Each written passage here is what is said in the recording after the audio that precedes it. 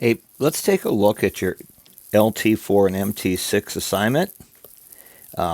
Before we get started, don't forget your name. Can't give you credit if you don't put your name on it. On question number 1, we got JJ and Caden, and they are going to use chalk to draw a race course for remote-controlled cars.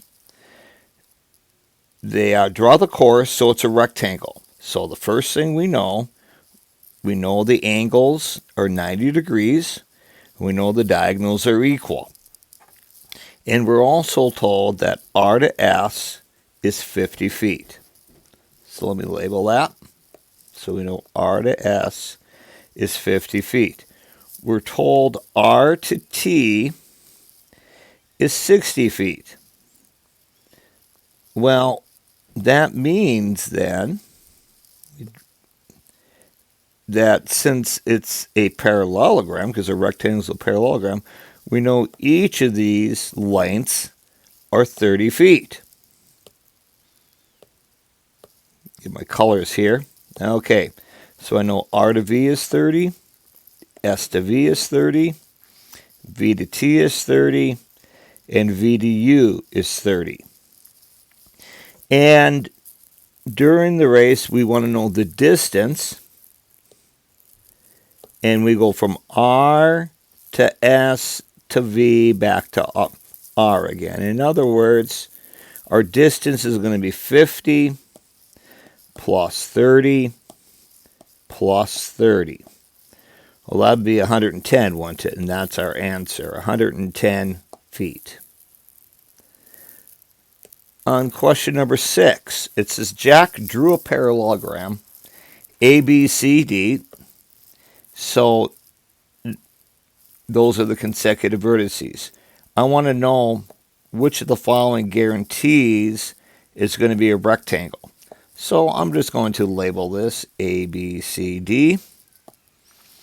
And now we'll take a look at our choices. Does AB congruent to CD? Well, that's a parallelogram. That doesn't make it a rectangle. That would be true no matter what. AD congruent to DC? Nope, that doesn't make it a rectangle. AC congruent to BD? There we go. There's your rectangle, says the diagonals are congruent. And then if we look at the last one, BC congruent to CD, that's getting ahead of ourselves. That is not a rectangle. That's something we'll learn a little bit later. Now let's take a look at question number 7 here. Let me pull this up so we have some room to work. So we got this rectangle again, and I'm going to draw a rectangle out here. I'm going to label it P, Q, R, and S, but it doesn't matter where you start. We're told P to Q is going to be X plus 50.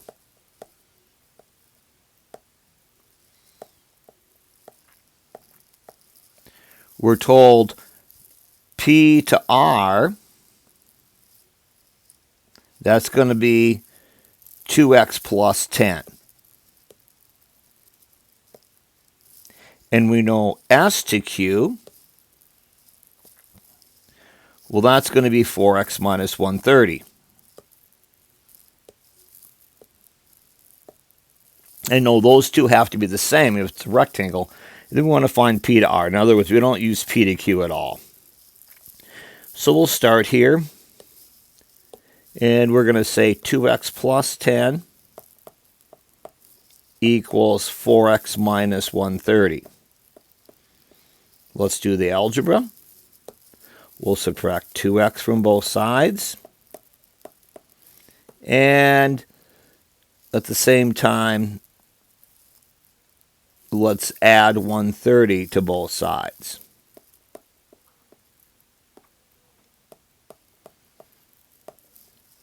Then we'll get 140 is equal to 2x. We'll divide by 2. X is 70. 70 is not our answer. Cross that out right now because we're not asked to find x. we're asked to find P to R. And we know P to R is x plus 50, so we're going to say 70 plus 50, and that's going to be 120. So our correct answer here is going to be choice S. Let's take a look at number 8.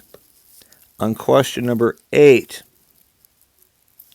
we've got a rectangle AB. Oh, I don't need to draw that. They already drew that for me. Sorry about that. We got rectangle ABCD. We're told angle E to A to B is going to be 4x plus 6. So I know this angle is 4x plus 6. We know angle D to E to C is going to be 10 minus 11y. We know E to B to C is going to be 60 degrees. And I want to find the values of x and y. Well, since it's a rectangle, I know angle ABE is going to be 30, because 60 plus 30 makes 90. And since it's a rectangle, I know the diagonals are equal. So I've got an isosceles triangle. So in other words, 4x plus 6 has to equal to 30. We'll do the algebra there. So we'll minus 6 from both sides. So 4x equals 24. We'll divide everything by 4. And x equals 6. So that's one of our answers, is x equals 6. Now let's find y. Well, remember, since this angle is 30 and that angle is 30, 30 plus 30 is 60. So that means my vertex angle, angle BEA, is 120. And I know my vertical angles are equal, so I know 10 minus 11y has to equal to 120. Now we'll just solve that problem. And when you solve that problem, we're going to subtract 10 from both sides. And we'll get negative 11y equals 110. Well, divide both sides by negative 11. And y is going to be negative 10. So we get 6 and negative 10 as our solution to this problem.